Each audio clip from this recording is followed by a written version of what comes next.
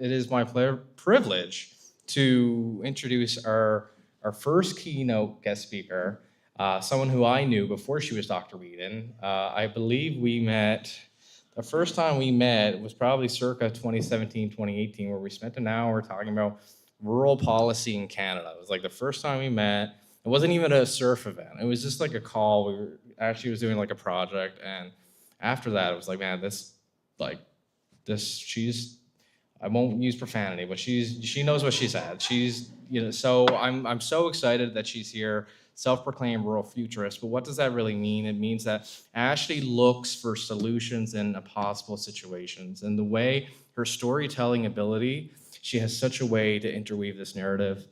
She has so many amazing feats that she's provided in the program, but I do want to just let her on the stage now. She can speak a bit more to those things. And as Wayne mentioned, we'll get to know her a bit more in her MC capacities over the coming days. But without further ado, Ashleigh, please, Dr. Weeden, come on up.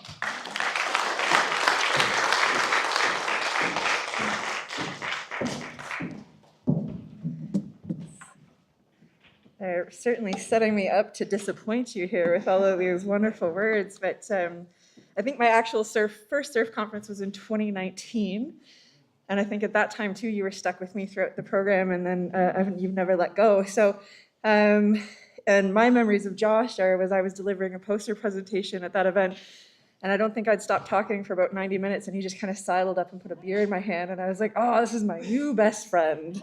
And that's true. We've remained very close ever since, so I will echo everyone's comments that surf brings the best people into your life, and then they stick.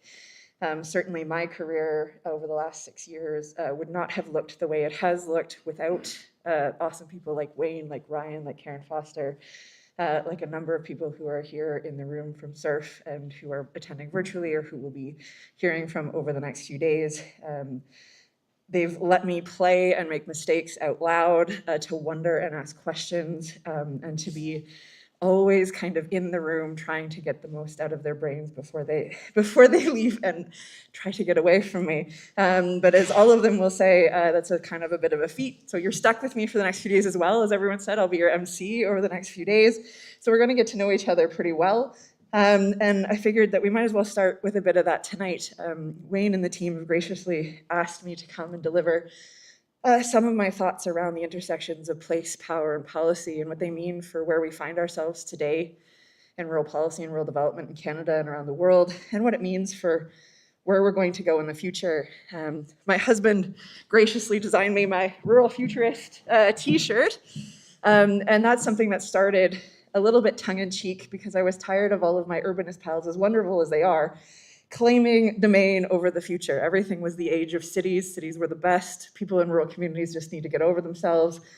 And so I started saying, okay, well, if there can be urban futurists, there can be rural futurists, and then it stuck in terms of the work that I do. I come at this from having been a practitioner before I came into academia. Like Dr. Gibson, I'm an accidental academic, as we describe ourselves. Where I accidentally made the mistake of saying there might be a PhD project in the work I was doing out loud to the wrong person, and then I was doing it. And many of you in this room, I'm sure, have found yourselves in similar situations where you just happened to say the right thing to the right person and your world changed on a dime. So I would like to say an enormous thank you to my friends Wayne, Kelly, Nicole Breeden, and Fallon Brooks for organizing this event. I know we're going to do the full thank you, as everyone has said, but from Nicole doing up my shoes when I got here to staying at Wayne's house, it's truly been a team effort to get me here. As well as thank you to all of the wonderful sponsors and supporters, our friend Joel Templeman at ISOC Manitoba in particular for supporting me in my career and getting me here, as well as all of the other partners who have made this event possible. I think that you're going to find out that the next few days are going to be incredibly full and that you get to leave here with a brain and a heart that's very full of new ideas, new partnerships, new relationships. And I really hope that you capitalize on that as you go through your days and through your week. And we have been gifted with glorious weather, so please do enjoy the sunshine here in Manitoba. Personally, I am honored and delighted to be standing with here to offer some of my thoughts on exactly where we find ourselves. I don't think you can really escape the relentless news coverage of how pressing just about everything is right now. We just seem to be existing in what a lot of scholars have called an era of polycrisis, which just essentially means that everything is on fire all the time, all at once. And it's a pivotal moment where we're hearing a lot of rhetoric around nation building and what that means for Canada in an increasingly unstable world. And there simply is no future of this country or of the planet without talking about rural regions.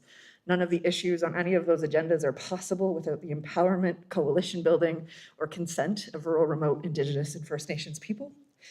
And if we don't acknowledge that issue as we're going forward and insist that rural places be part of those agendas, quite simply, we're going to fail. So being here with you in this moment is a privilege that I don't really want to waste. And in that spirit, please forgive my use of speaking notes. I have a neurocognitive disability that's most easily explained as having about 50 highly caffeinated squirrels running around in my skull at all times. And part of ensuring that one of them doesn't run off with my best material is I've learned that I need to write things down. So please forgive me as I look up and down from my screen.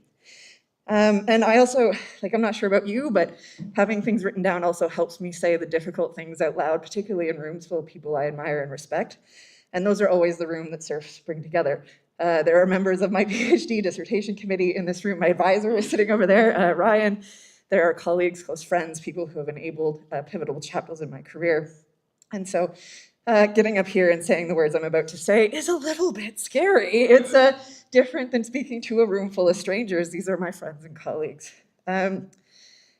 We do find ourselves, as I said, in a particularly difficult moment, locally, nationally, internationally, and particularly in rural places. As I said earlier, to be honest, the world is on fire. People are suffering in immeasurable and unnecessary ways, and we're all letting ourselves be distracted by snake oil salesmen on all sides of the political matrix. So it's more important than ever that collectively we focus less on shiny sizzler reels or three-word slogans that appear over stock footage, and more on solving real problems for real people in real places. It's a bit like the last few years have been some sort of final exam for Humanity 101. And I hate to tell everybody this if you don't already know, but we failed. That means me too. That means all of us in this room, big fat Fs all the way around, unfortunately. But the thing about failing is that it can serve as a really powerful invitation to figure out what happened and then to try something different. It also usually means it's time to get back to the first principles of life, of work, of everything, really. And answering the question of, do we actually know what we're doing? In preparing for this today, for this conference this week, and certainly throughout the work that I've been doing over the last decade, I'd say that the answer is something like the famous line from Scent of a Woman, where Al Pacino's character says, "I have come to the crossroads in my life. I always knew what the right path was. Without exception, I knew. But I never took it. You know why? It was too damn hard." As rural places, as a country, as a planet, we've come to that crossroads. Rural places represent the nexus of significant and accelerating local and global transformations during what I said, the era of polycrisis, including increasingly devastating impacts of climate change, vulnerabilities in our social safety nets, overburdened, under-resourced, or simply non-existent infrastructure, and the consequences of growing socioeconomic inequality and inequity. How we approach those challenges and how we support rural people and rural places has never been more critical to our shared and collective futures. And it's time to figure out how we get over that hurdle of it's too hard before it simply becomes it's too late. Before I dig further into how I think we got here and where we might go in the world of rural policy, I'd like to begin by offering a moment to reflect and sort of set some intentions over the week that faces us ahead. And remember who and where we are. It's the way that I was taught to offer acknowledgement to those who came before us, those whose land this has been since time immemorial. And I do that by offering a poem from Delaware Tuscarora poet Daniel David Moses. And I invite you to perhaps close your eyes, maybe listen and really take in the words that I'm about to share, but also the stories that are under those words and what they mean for you, and reflect on your own relationship to all of our relatives, to the land we share and belong to the past, present, and future we are creating. The poem is called Inukshuk and invites reflection on certain narratives of quote-unquote progress. You were built up from stones, they say, positioned alone against the sky, here so that they may take you for something human. Checking the migrations, that's how you manage this, standing upright despite the blue wind, the snow that is this close to Polaris. Still, the wind does worry you some. It's in your niches, which ought to be empty. Nothing but lichen grows there usually. Now they're home to dreams. Most came from the south, a few from farther north, but what comes out of their mouths comes from nowhere you know about. They keep singing about the great blue whale the world is, how it swims through space, having nightmares about hunters who only hunt each other, each after the other's snow-white face. How beautiful frozen, how beautiful white, like ivory flesh can be, like carved bone, like the light of Polaris in hand. So it goes on and on. The hunters refrain. Dead silence would be better, the pole star overheard. The wind wants at them, at least to stop each niche up. How long can you stand it, that song, the cold, the stones that no longer hold you up now that they hold you down? Soon the migrations recommence. How steady are you? Dreams, so they say, also sing on the wing. I personally love starting with poetry, particularly Daniel David Moses' poetry, because it gives you a glimpse into the way my brain approaches the world and how I move through it and make sense of what I see, while also attempting to provide you space around reflecting on how you move through the world. It's an attempt to highlight our shared existence and interconnectedness, as well as leaving room for your own individual experiences and realities. The stories of who we are, where we come from, who we belong to, they determine what we're going to do with this moment, how we meet ourselves and each other in this time, and what our future will look like. Along with many of the much wiser people in this room, I spend a lot of time kind of grazing into the crystal ball that is research data, trying to figure out how to support vibrant rural futures. I come by this honestly because my dad worked as an agricultural engineer for his entire career with the Ontario government. And sort of unknowingly, I have been trained in rural extension since I was about 8 years old because my mother was a nurse. So when PA days happened, I was foisted on my father, and I went with him on farm visits. In the 30 some odd years since that time until now, the thing that has come true more than ever is that place matters. Place matters because it helps us differentiate between political theater and actual policy change. In rooms like this one, we sometimes spend like an awful lot of time arguing about what we mean by rural. You know, how much of your master's papers, of your PhD papers, of your research papers do you spend devoting to trying to explain exactly what you mean by rural? I think it made up a solid third of my dissertation. And we get caught up in this increasingly unproductive and at times toxic tug-of-war between a rural-urban binary. And sometimes we describe it a little bit like obscenity. I don't really know what rural is, but I know it when I see it. Or it's not urban, or it's better than this, or it's worse than that. Or you don't know me, or you have to be from here to understand, or you can't possibly know what rural is, or my rural is different than yours. And like, where does that get us? Nowhere. If you hear one thing at a surf conference, more often than not, it's that if you know one rural community, you know one rural community. I feel like that could be our tagline, maybe a song. Someone needs to write some music to that because it gets said, I think, at every single conference and every time we get together.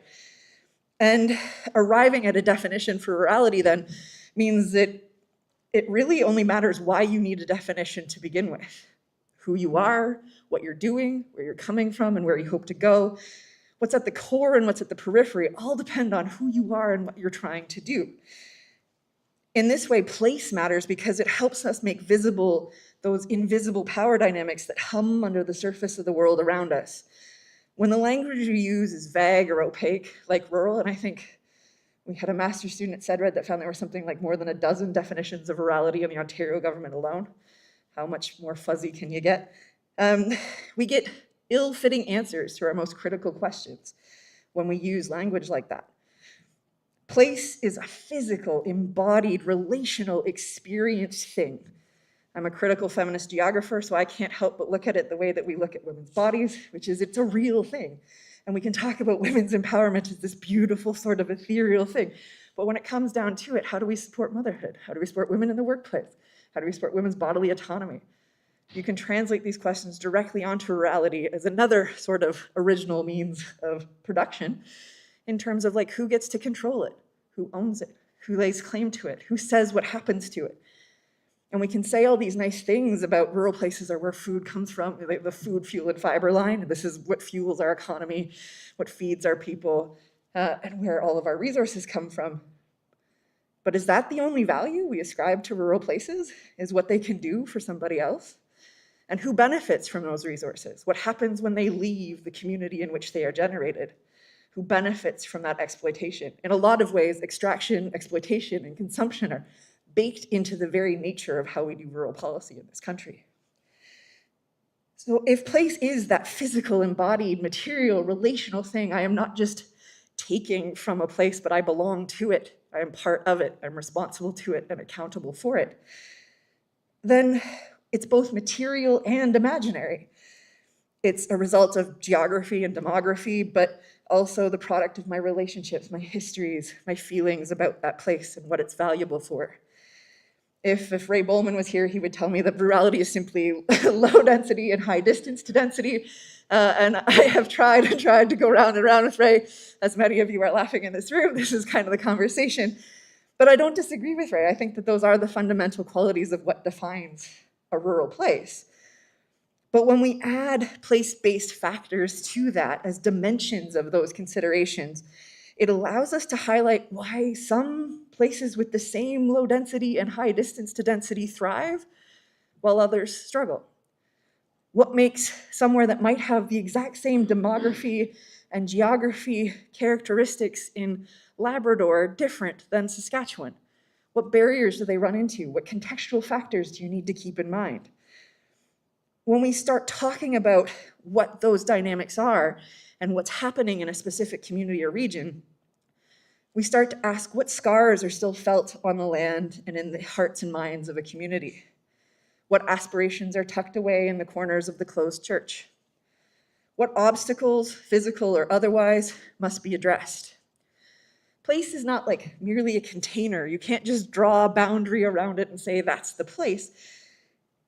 It's a powerful modifier and a dynamic unto itself that's alive and ever evolving. And in that way, when we talk about place, it lets us look at rural places not just as static beings stuck in sort of a false nostalgia for something that might have never been, or an aspirational future that we might never not ever reach because it's based on a city-based ideal, but it lets us actually get down to the reality of what's happening in real time today. One of the particular issues in staying stuck in a rural-urban binary is that rural places find themselves constantly on the defense against that kind of narrative because they're deeply urbanized.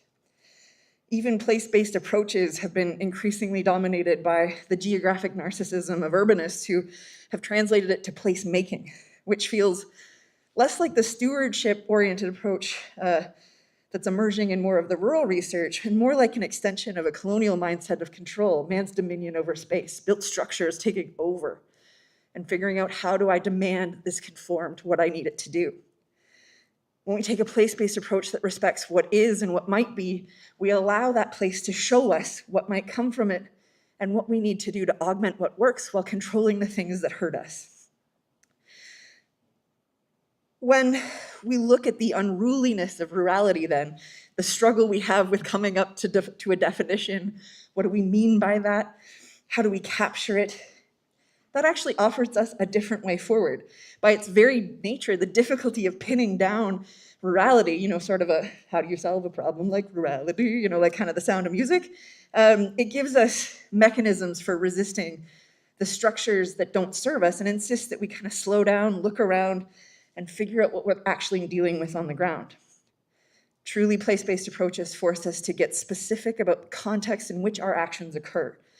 When a different order of government announces a new program or investment, taking a place-based approach asks us to insist that we force the questions of who is this for? Who will do this work? What will this look like in Western Manitoba versus Northern Labrador versus Vancouver Island? What does success actually look like? And who gets to decide what the finish line really is? Questions of place very quickly surface the shortcomings of broad policy statements by insisting that they be implied in that material and embodied way. As I said, there are a lot of parallels for me to the work of a critical feminist geography, and place itself comes from the work of Doreen Massey, who talks about these things as always in conversation, always in tension, always in struggle, always in contention. And when we talk about rural sites simply as places of value and exploitation, sites of performance, sites of consumption, whether that's resources or tourism, we think about them just as what they can generate to outsiders, but we rarely position rural places as valuable in and of themselves. And many rural regions have learned how to perform what I call good rurality in order to receive the bare minimum of support from public policy. So if you can prove that you've gone after every capital investment that you possibly can, that you have the highest functioning asset management plan, that you have exploited every possible opportunity to generate capital, then you are worthy of our attention. But if you're struggling, if you opt out of that, if you insist on community ownership, if you are difficult to deal with, then you don't get that time and attention. Rural regions are then often the object of policy, but very rarely the subject. We don't get to define it for ourselves. It's done by someone else, whether that's, for me, in Ontario, Toronto, or Ottawa. I know that Western alienation is a current hot topic as well, so someone from Ontario talking about this might feel a little bit icky as well here in Manitoba, but that's all part of it. I don't have any business telling you what rurality and rural place-based policies look like in Manitoba because I don't know. I'm not of this place, I'm learning. That's why I hang out with Wayne and I'm a postdoctoral research fellow here, because I'm trying to learn those things. But my job is to learn from what communities tell me, not the other way around. It's time then for rural regions to reclaim the power that we've too long outsourced to both private capital and urban institutions in order to reclaim that narrative and figure out what we're going to do moving forward. This leads me to what I find a really exciting emergence, and I'm looking right at Karen Foster for this, around the right to be rural. That comes from work that Karen and Jennifer Jarman have led, and I think bubbled up for me the first time in 2019 at the Surf Conference in St. John's, and which asks sort of critical questions around, in a reductive way, whether someone's postal code should determine their quality of life. And if not, what do we need to wrestle with to achieve our socioeconomic goals in different places? I think Ray termed this as differentiated universalism, which is hard to say and even harder to explain, but really comes down to achieve the same outcomes in different places for different people, you have to do different things. So it might be more expensive, it might take more time, it might require a different approach, but the goal should always be the same delivery of service. It's why I get a little prickly when we have a lot of urbanists who are really focused on bike lanes, and I'm thinking about places that don't have cell service, or running water, or working infrastructure, or a hospital that you can go to reliably when you need to. These are critical questions, just basic level infrastructure questions. And if all the attention is on whether or not we should have bike lanes in Toronto, what's getting missed? It's not that that isn't an important issue, it's just not an important issue to me. And so who is speaking to those issues? Who's talking about the things that are falling under the radar simply because we don't have a line of sight or a seat at the table? When we take that position of a rights-based lens, a place-based lens, to think about what we're doing, it really asks us to get honest with each other about what we prioritize, how we show that, and why. One of my favorite current debates right now in Canada is around, we really value healthcare. Prove it. I have a difficult time seeing that in the evidence around me. We value social inclusion. Prove it. How do you show that in real life? I'm not saying that to be difficult or annoying or mean or sort of angry, but I do get angry about it because you can say that you value something, but until you actually put the dollars, the time, and the energy into doing something about it, then you don't actually value it. You can't say the words and do nothing and then hold that position at the same time. It just doesn't work. So when we invite those questions of a more holistic response to the critical eras of polycrisis around us, it positions us in a place that we can say that our responses are neither all good nor all bad, but rather a series of choices that we have to make that come with opportunities and costs. As Richard Feynman said, there are no mystical, magical people, right? There's no fairy godmother, there's nobody that knows all things. We just simply have to think through the questions and make the next best right choice, and then the next best right choice. But when we fail to position that in terms of how do we show that we value what we say we value, then those choices kind of fall by the wayside, and we can get lost in a sense of sort of false inevitability, that all of these things are happening to me, happening around me, are not my fault, not my responsibility, and I'm just going to let them happen to me. And that erases our agency to do something about our future. Taking that as a starting position asks us to listen to both what is said about rural places, but also what is left unsaid, and to look for who is in the room and who has been left out. This is particularly important when we gather as rural researchers and practitioners, as every step forward into the future must be grounded in the basics of community work. Nothing about us without us. As policymaking has become increasingly centralized, the power dynamics of place have never been more important. Rural regions are often reduced to locations for exploitation, whether that's the production of food, resource extraction, or sites of leisure and tourism. This has produced this sort of double-edged framing of rural regions and policy as simultaneously something of great value in terms of what we can take, but also being treated as inherently disadvantaged by social, economic, and political agendas. How many times have you heard that rural regions are the reason we can't advance progressive policy goals, that rural regions are the reason that we can't move forward on climate change goals, that we can't move forward on socioeconomic goals? And yet, if you look at our current nation-building agenda from the federal government, or even the Canadian Centre for Policy Alternatives, 40 gatherings of the best economic thinkers in the country, there wasn't a single rural voice in that room. And yet all they talked about were things that require the involvement, consent, and participation of rural places. When we have this sort of double-edged framing, we quickly realize that rural issues are class issues. And when the dominant discourse spends all of its time talking about everything that's wrong with rural places, it forgets that the challenges faced by rural communities are the result of layers upon layers of choices by powerful institutions. Standing here, like on the grounds that educated Tommy Douglas, it feels more important than ever that rural places get organized to advance different narratives, to highlight the ways that we're not inherently backwards or difficult or wrong or weird, but we're just simply different and diverse, and that we're worthy of care, attention, and investment on the terms that we decide for ourselves. If only power can meet power, it's time that rural places locate and own their power and insist that any of the current and future nation-building agenda respect, empower, and support rural people and places. As many people are waking up to the power of unions and collective action and the importance of locating that power in communities, and that the emperor of capitalism is indeed wearing no clothes, it is far past time for rural places to insist on our seat at the table. I'm going to close now with sort of 3 reminders about how we move forward in these dynamics. One drawn from Ryan Gibson, who is sitting over there, one from David Douglas, who is usually here but isn't, maybe coming, I don't know. And one that I've managed to wrestle away from one of those aforementioned 50 squirrels living in my brain. So first, as Ryan was quoted in a magazine article, no one is coming to save us. In my doctoral work, I kind of reframed that as the fairy godmother phenomenon. And I said that there are no fairy godmothers in government.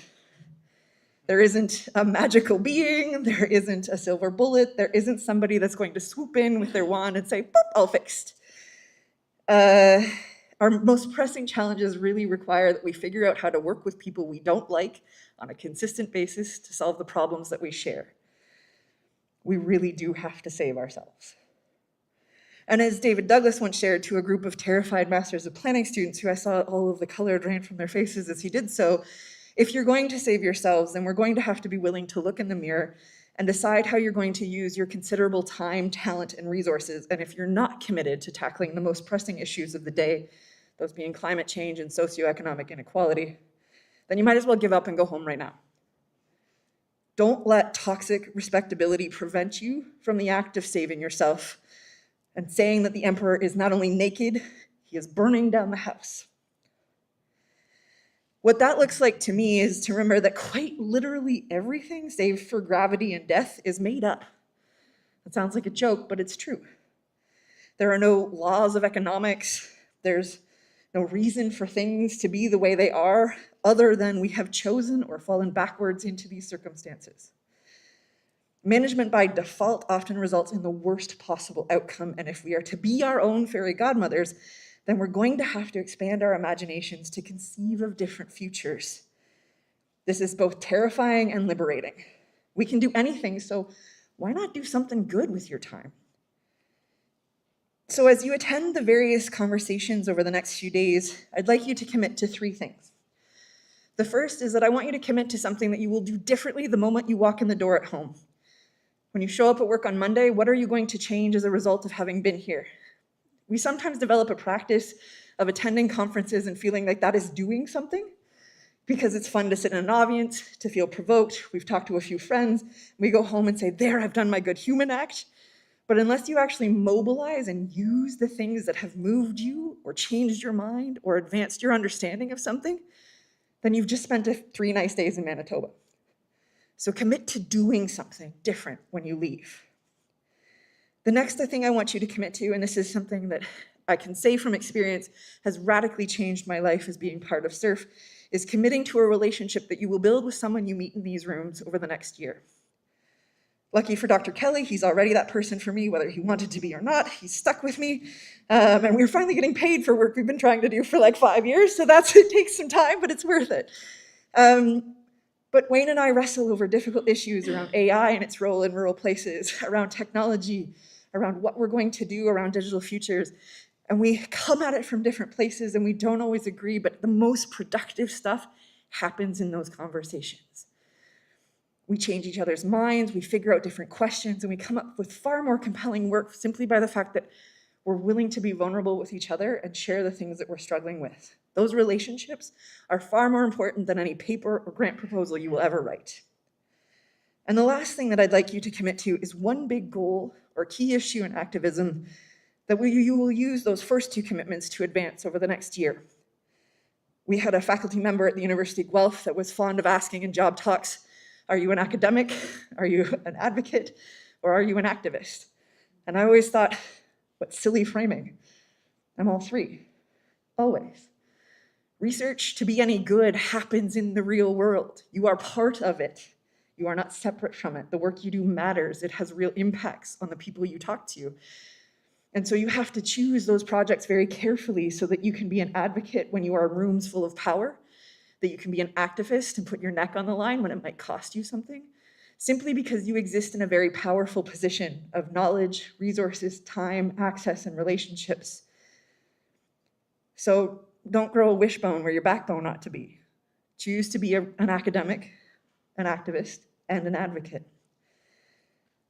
And so before I turn things back to you, and I think if anybody wants to ask any questions or talk, I'm happy to do so. I promise I don't bite despite the fierce rhetoric. I do want to invite you to sit and think for a minute while I offer you another poem, because this is how I like to start and close things. And this poem is by David White called Start Close In. Start close in. Don't take the second step or the third. Start with the first thing close in, the step you don't want to take. Start with the ground you know, the pale ground beneath your feet, your own way to begin the conversation. Start with your own question. Give up on other people's questions. Don't let them smother something simple.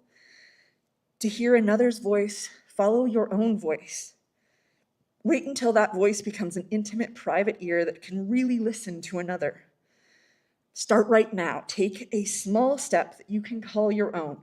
Don't follow someone else's heroics. Be humble and focused.